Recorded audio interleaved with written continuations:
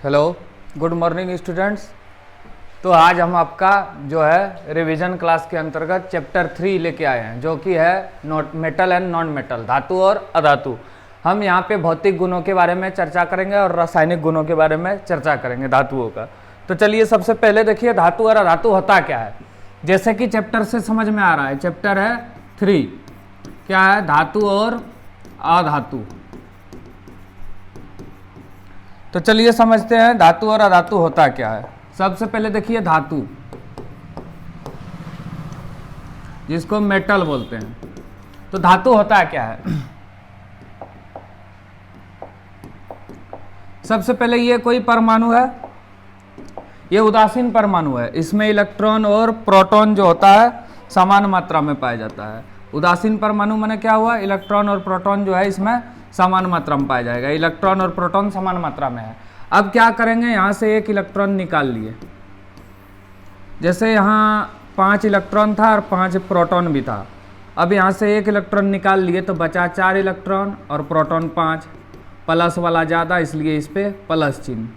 तो यही है धातु। धातु क्या होते हैं, जिसमें इलेक्ट्रॉन की कमी होती है, इसलिए उसको धातु बोलते हैं। इसलिए इस पर प्लस चार्ज होता है। जैसे सोडियम, पोटासियम, कैल्शियम, ये सब धातु है। अब धातुओं का कुछ गुण होता है, भौतिक गुण और रासायनिक गुण। एग्जाम में आ जाता है धातु और अधातु में अंतर। तो धातुओं का गुण क्या है, सबसे पहले धातु जो है कठोर होता है, फिर धातु चमकीला होता है, माने धातुओं में एक विशेष प्रकार की चमक होती है। उसके बाद क्या होगा, धातु जो है उष्मा और विद्युत का सुचालक होते हैं, माने धातु को गर्म करेंगे तो गर्म होगा और करंट दौड़ाएंगे तो उसमें करंट दौड़ेगा। समझ गया। तो यही सब गुण है। तो चलो देखते हैं, चैप्टर शुरू करते हैं। सबसे पहले समझ लेना धातु क्या है।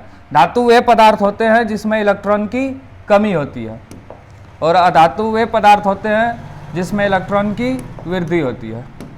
ठीक है, चलो शुरू करते हैं।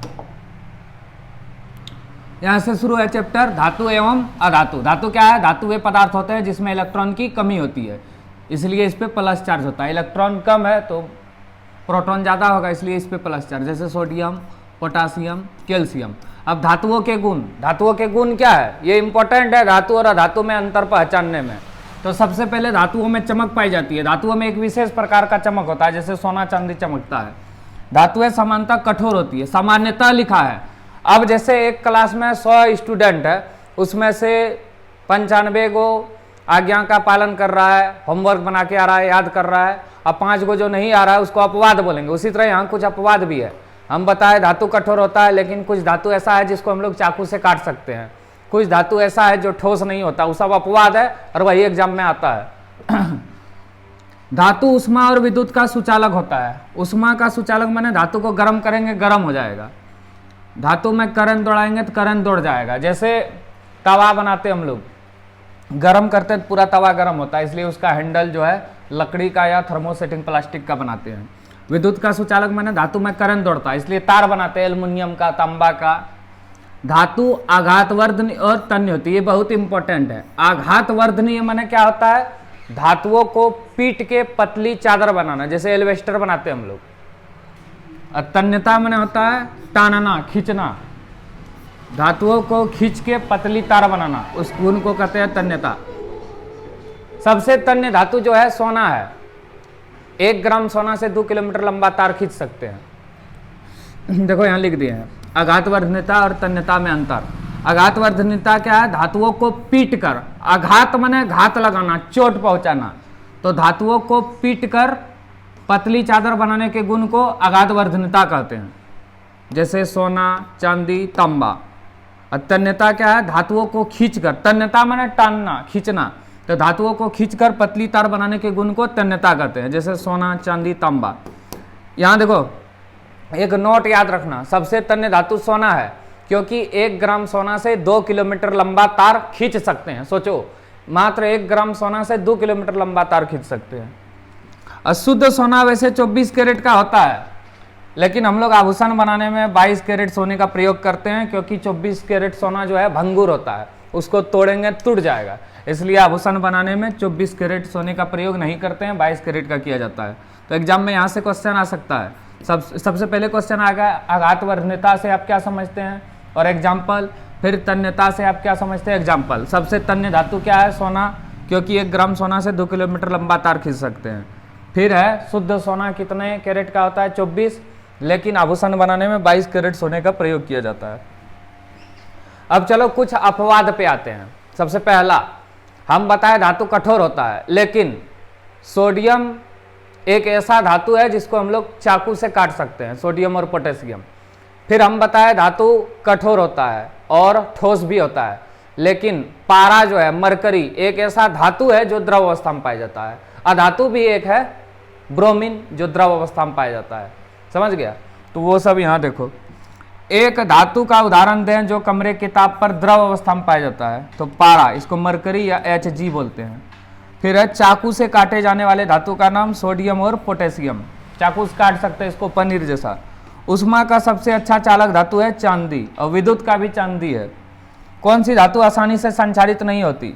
सोना और चांदी। संक्षारित नहीं होती माने जल्दी से खराब नहीं होता, जल्दी से किसी से रिएक्शन नहीं करता, तो सोना और चांदी है। इसलिए इसका प्रयोग हम लोग आभूषण बनाने में करते हैं, जल्दी से खराब नहीं होता है। दो धातु का नाम जो प्रकृति में मुक्त अवस्था में पाई जाती है, सोना और प्लेटिनम। ये दो धातु है जो प्रकृति में मुक्त अवस्था में पाई जाती है।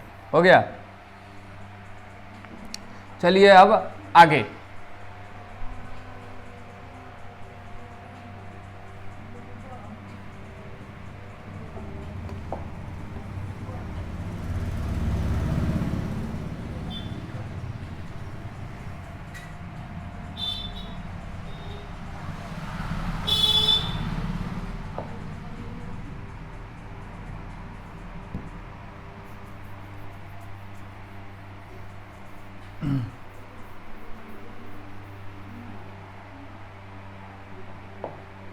चलिए देखिए,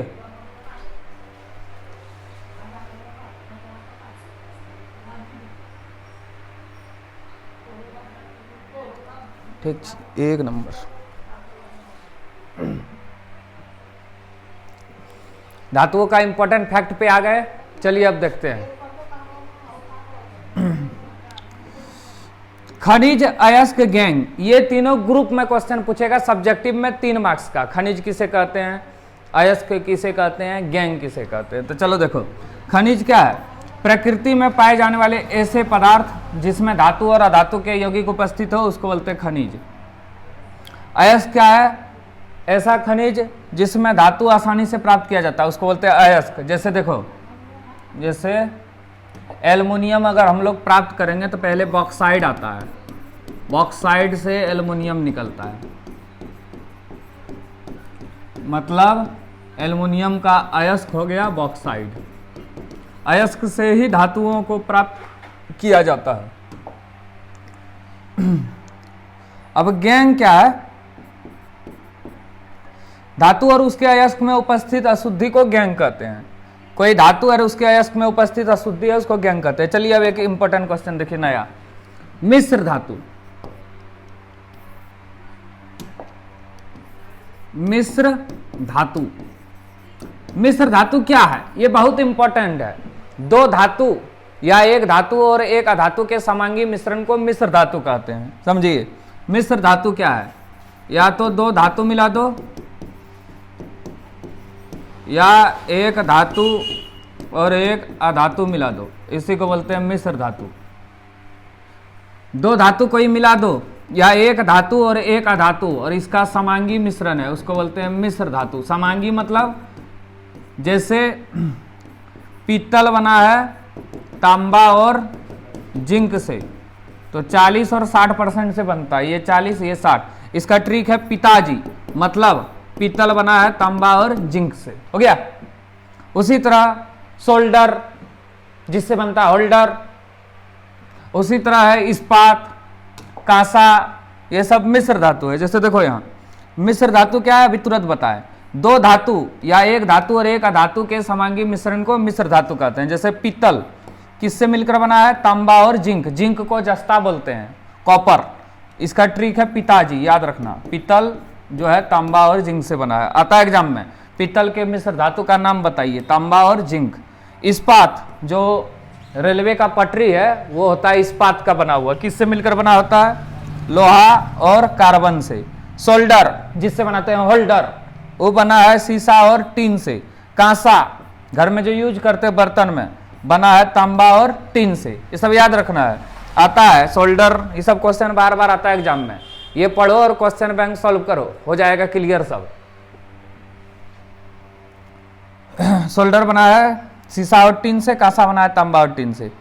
लोहा का जो फ्राई पैन है देखा होगा तुम लोग, जिसमें ऑमलेट सब बनता है, उसको जंग से बचाने के लिए हम लोग उस पर जिंक का परत चढ़ाते हैं। कोई भी लोहे का चीज है उसको जंग से बचाने के लिए जिंक का परत चढ़ाते हैं।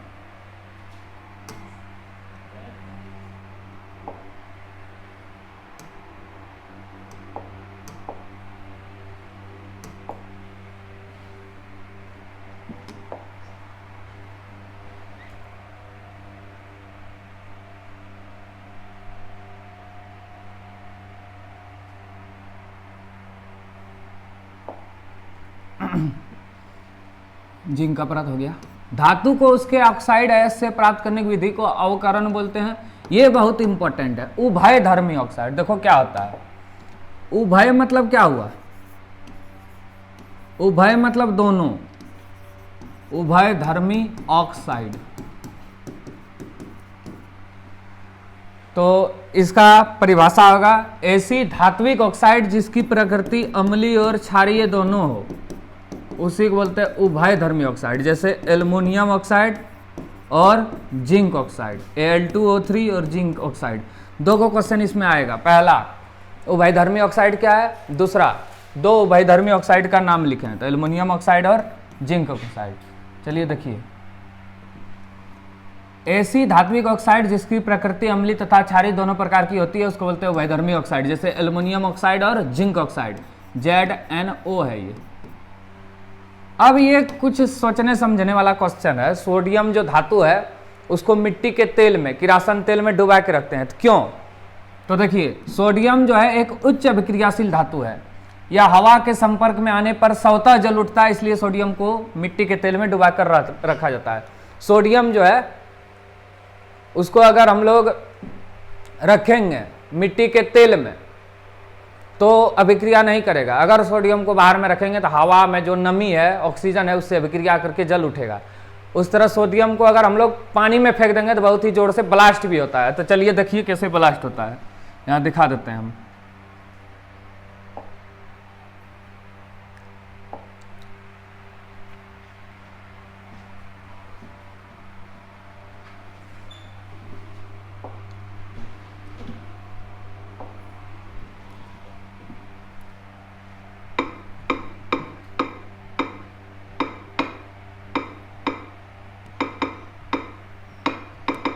सोडियम रिएक्ट विथ वाटर तो ब्लास्ट होता है उसमें। देखो दिखा देते सोडियम कैसे ब्लास्ट होता है।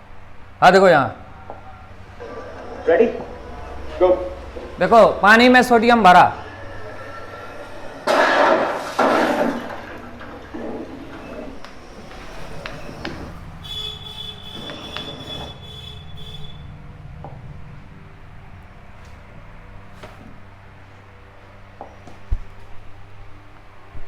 उसी तरह ब्लास्ट होता है। अब है थर्मिट अभिक्रिया, ये बहुत ही इंपॉर्टेंट अभिक्रिया है। जैसे अभी ऊपर में इंपॉर्टेंट है उभयधर्मी ऑक्साइड, उसी तरह थर्मिट अभिक्रिया बहुत इंपॉर्टेंट है। थर्मिट अभिक्रिया क्या होता है, चलिए देखिए।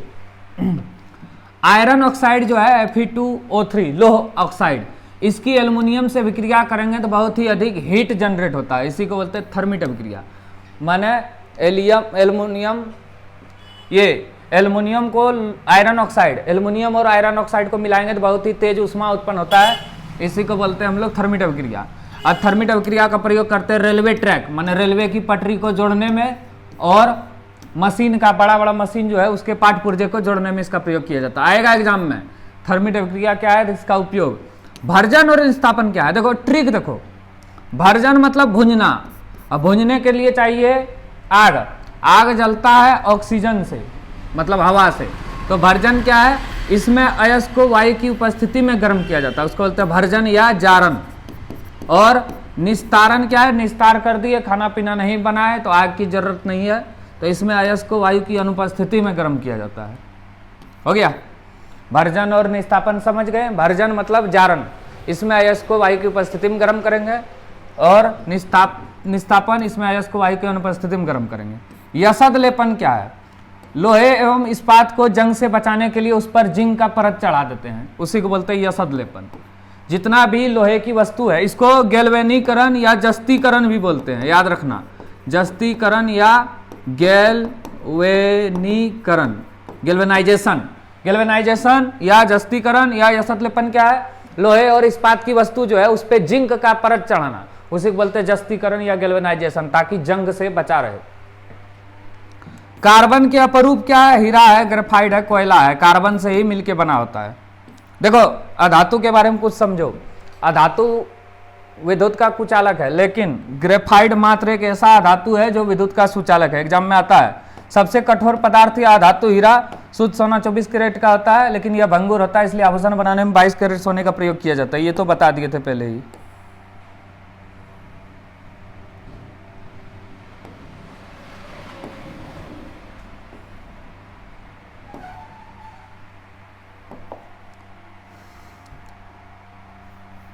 चलिए अब थोड़ा सा है, सबसे शॉर्ट चैप्टर भी है ये।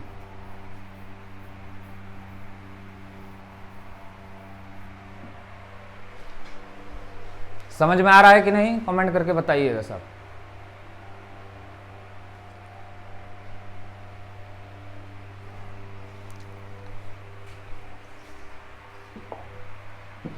इसको रिवीजन करना अच्छा से, बार बार पढ़ना है, 2 बार 3 बार कम से कम वीडियो को देखना है अच्छा से फुल। उसके बाद कॉपी में लिखा है तो ठीक, नहीं तो इससे लिख लेगा। नोट्स जिसको नहीं मिला है तो नंबर रहता है नीचे, उसमें मैसेज करके नोट्स ले सकता है। उसके बाद क्वेश्चन बैंक जो प्रीवियस आया है मॉडल सेट, उसको सॉल्व करो, एक भी क्वेश्चन एग्जाम में नहीं छूटेगा। चलो देखो, अभी तुरंत बताए, द्रवावस्था में पाए जाने वाले अधातु, यहाँ अधातु छूट गया है, उसका नाम है ब्रोमीन। धातु क्या होगा? कमेंट करके बताओ। द्रवावस्था में पाए जाने वाले धातु का नाम बताओ। और धातु ब्रोमीन है। अमलगम क्या है? कोई भी मिश्र धातु है, उसमें अगर एक धातु पारा आ गया तो उसको अमलगम बोलते हैं। एक्वा रजिया क्या है? ये बहुत इंपॉर्टेंट है। एक्वा रजिया क्या है?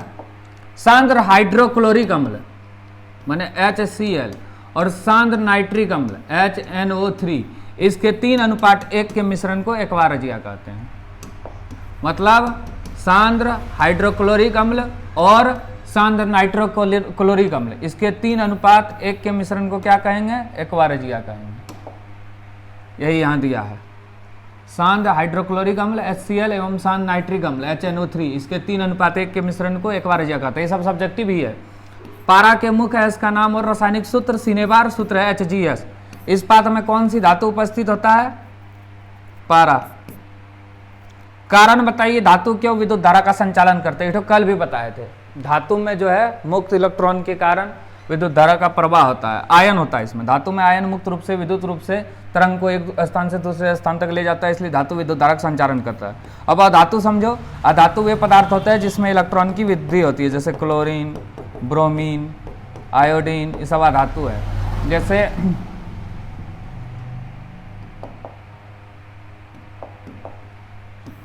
जैसे देखो, इसमें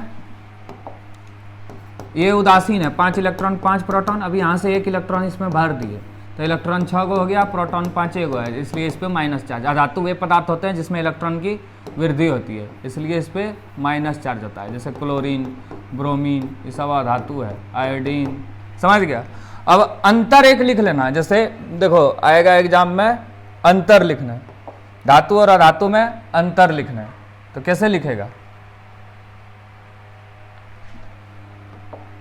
एक तरफ लिखना धातु और एक तरफ लिखना अधातु, और दोनों में अंतर लिखना है। तो सबसे पहले लिखना, धातुएं सामान्यतः कठोर होती है और धातुएं सामान्यतः भंगुर होती है। दूसरा, धातुओं में एक विशेष प्रकार की चमक पाई जाती है जिसे धात्विक चमक कहते हैं, उसमें लिखना। अधातुओं में चमक नहीं पाई जाती। अब कुछ अपवाद है हीरा। धातु ऊष्मा एवं विद्युत का सुचालक होता है और धातु ऊष्मा और विद्युत का कुचालक होता है, यही सब लिखना। एक अम्लीय ऑक्साइड बनाती है, एक क्षारकीय ऑक्साइड। धातुओं की ऑक्साइड होती है क्षारकीय और धातुओं की अम्लीय ऑक्साइड। हो गया? बस इतना ही बनाना है। धातु किसी भी पदार्थ से अभिक्रिया करता है, हाइड्रोजन गैस बनाता है, अधातु इस तरह ने करता है, तो इस तरह करके लिखना है। इतने में तुम्हारा हो जाएगा। ठीक है, वीडियो समझ में आया तो बताओ, हो गया चैप्टर तुम्हारा क्लियर। और किस चैप्टर का वीडियो चाहिए कमेंट करके बताना हमको। ठीक है, हो गया, थैंक यू। कमेंट तुम लोग नहीं करता लाइक, और भेजता भी नहीं है किसी को। लाइक कमेंट शेयर करो। ठीक है, थैंक यू।